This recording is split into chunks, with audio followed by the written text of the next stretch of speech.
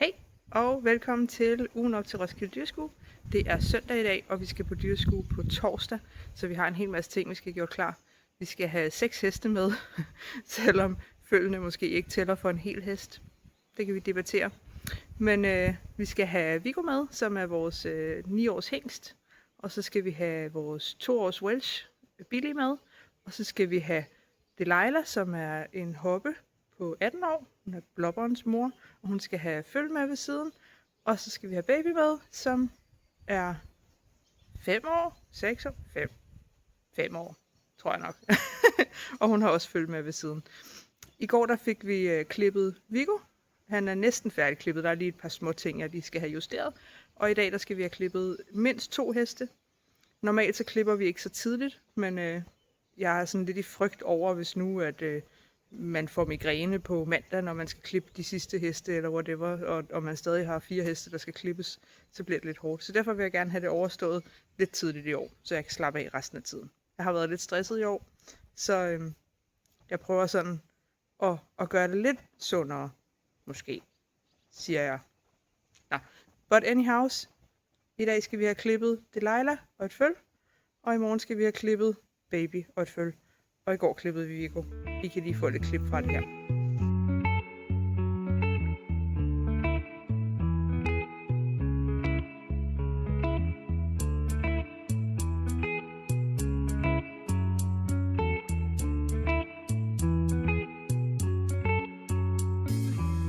Remember the days we were young, wild and free, basic getting sprung.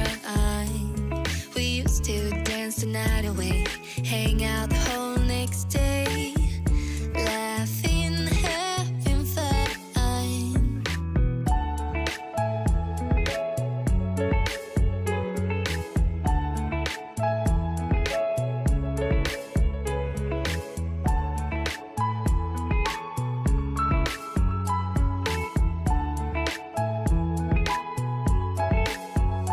Summer love, you have no idea what you did to me.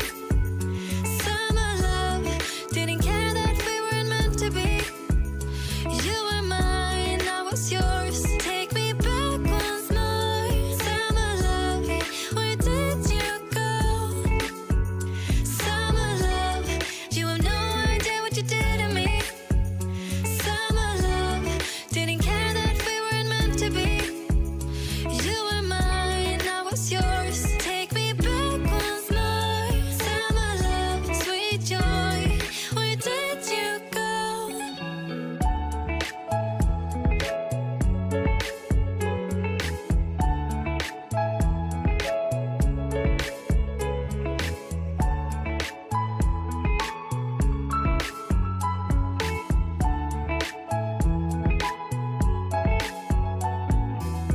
Remember the days we were young, wild and free, basic getting sprung.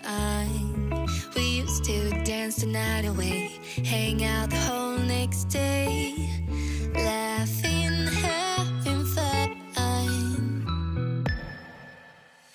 Summer love, you have no idea what you did to me. Summer love, didn't care. Ja. Ligger der en hen Viggo hernede? Ikke Vix? Ja. We weren't meant to be. You were mine, I was yours. Take me back once more. Summer love, where did you go? Summer love, you have no idea what you did to me. Summer love, didn't care that we weren't meant to be. You were mine, I was yours. Take me back once more. Summer love, sweet joy, where did you go?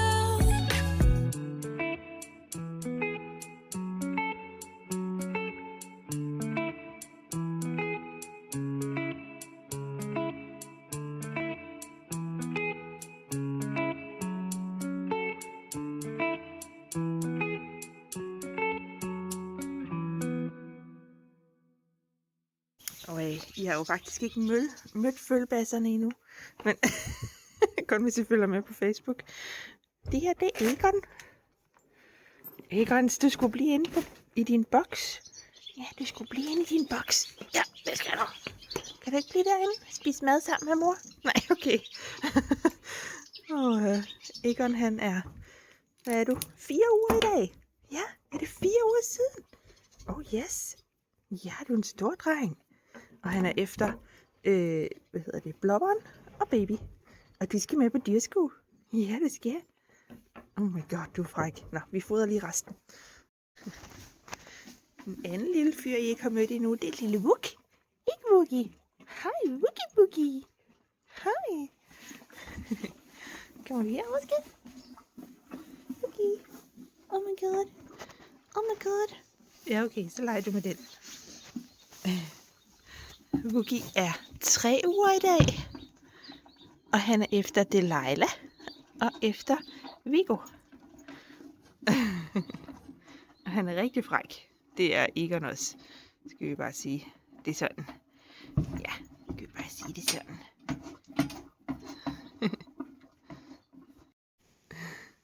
Billy var i bad i går.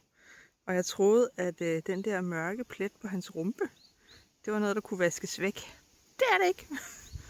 Han er ikke super pæn i pelsen lige nu. Jeg havde også håbet på, at han havde fældet færdigt. Men han må være lidt spættet. Sådan er det altså bare.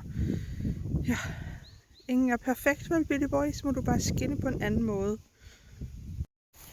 Jeg har heller ikke sådan de vildeste forventninger til, at Billy han får 23 point eller noget som helst. Så han er egentlig med for at træne og være udenbys. Fordi han jo med tiden skal være min mega seje kørepony. Så han skal bare ud og træne. Det skulle have været fanget på video. Billy han lagde sig lidt ned. Fordi Viggo han kom. Så Billy han blev så under dagen. Jeg lagde sig ned. Hvor du sød, Bill. Oh my god. Nu er det gøj. Nå. Viggo han har lige sådan et 200 gram stækken på lige nu. Det ligger ikke skide godt på ham, så jeg håber det bliver varmt nok til at jeg bare kan tage det af. Men jeg synes også 500 gram, det var lidt voldsomt at putte på ham. Så se om Billy han rejser sig op igen. Eller om han skal ligge der og være undersåt. Så til Bill. Og de kan altså godt lide hinanden. De leger sammen hele dagen. Men Billy har også respekt for ham, hvilket er rigtig godt.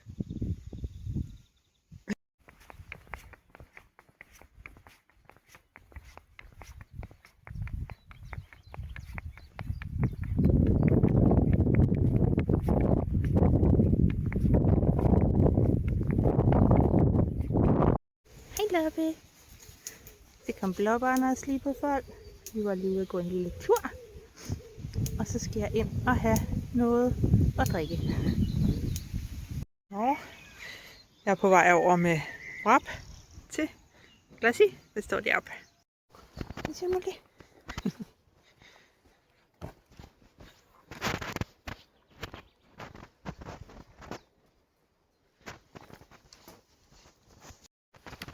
Jeg skal have gjort noget ved den telefon, fordi den slører helt vildt. Jeg tror, det er min skærmfidus, der er kommet ud over. Nå. Men i hvert fald så har jeg siddet og lavet lidt oversigt over, hvad tid vi skal have været på dyrskuet. Det er meget rart lige at have skrevet det op.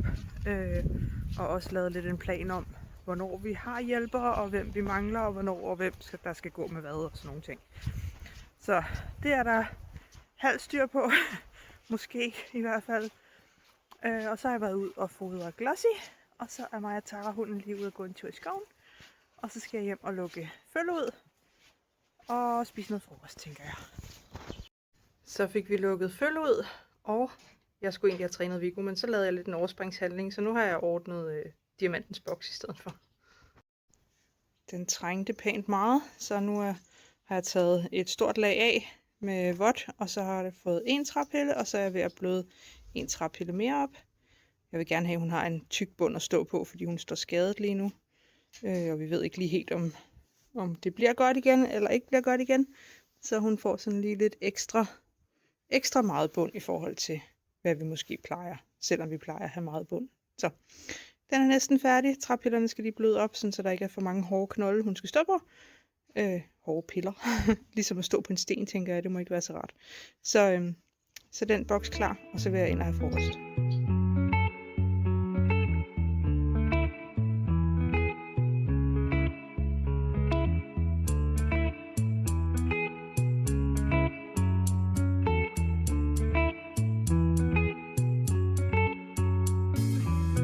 Remember the days we were young, wild and free, basic getting sprung.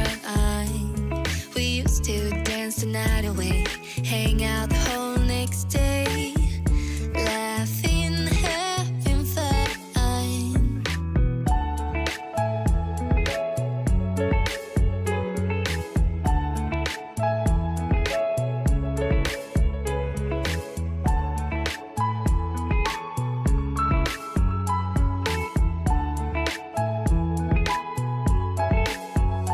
Summer love, you have no idea what you did to me.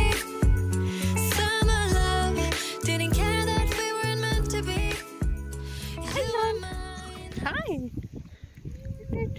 Hej, Wookie-barn. Er du klar til at blive klippet? Hej, Wookie-boogie. Hej. Cutie pie. Nej, farlig menneske. Hej. Hej, Wookie-boogie.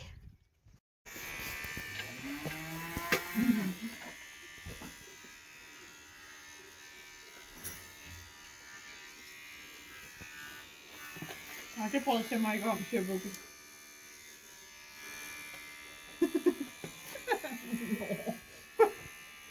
Jeg laver halen. Hey.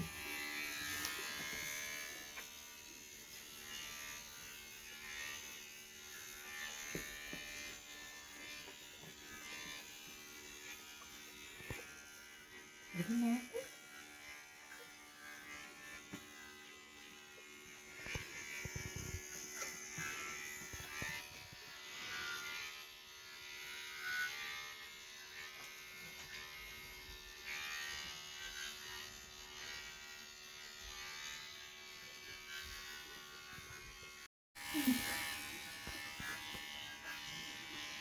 Den slukker bare lige af.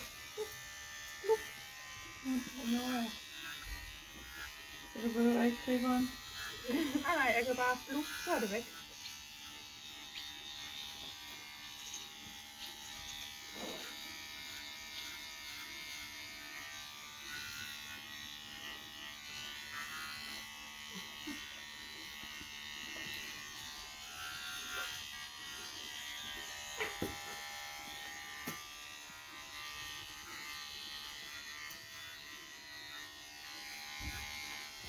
Take me back once more. Summer love, where did you go?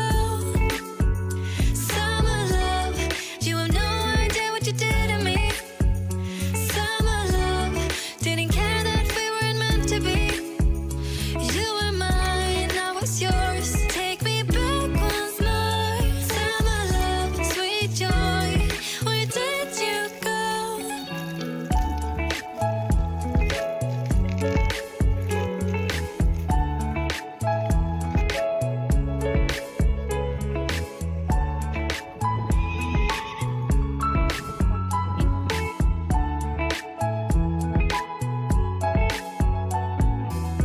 Remember the days we were young, wild and free, basic getting sprung. We used to dance the night away, hang out the whole next day. Egon, skal du klippes? Så alt det fluff, det bliver væk. Alt fluffy. Hey, baby. De fluffy ører. Ja. Klar, Sara. Nej. Nej, hvad er nu det? Ej, hvor er det bare nuttet, det fluff. Nej. Se lige, hvor det fluffer. Er det ikke ret? Du kan se ikke tænderne. Det er mig, jo, siger han. Ja. Og man kan slet ikke forestille sig, hvor fluffy det her det er.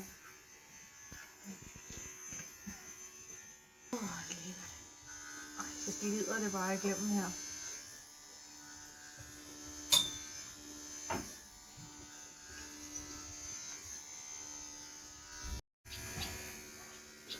Noget ting noget.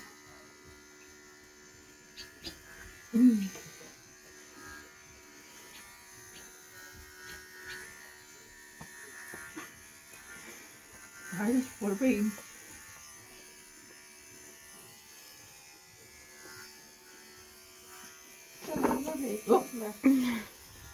Der var noget af.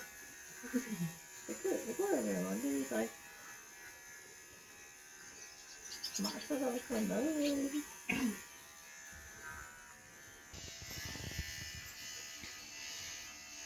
Den her.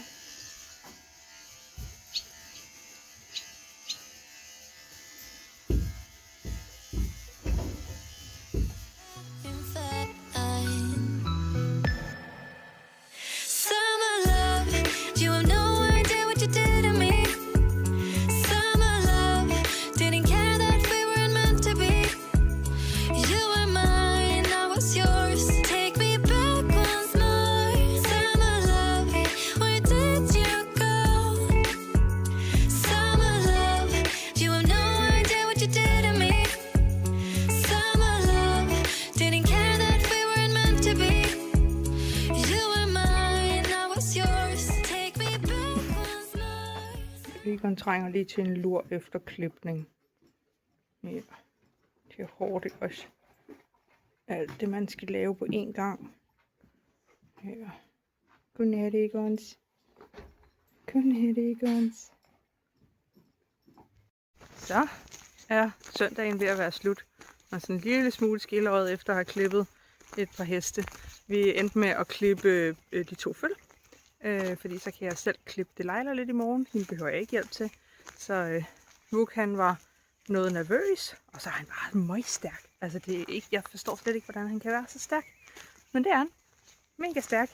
Så, og nervøs samtidig. Så det var lidt en udfordring at klippe ham. Men vi er næsten færdige. Næsten færdige.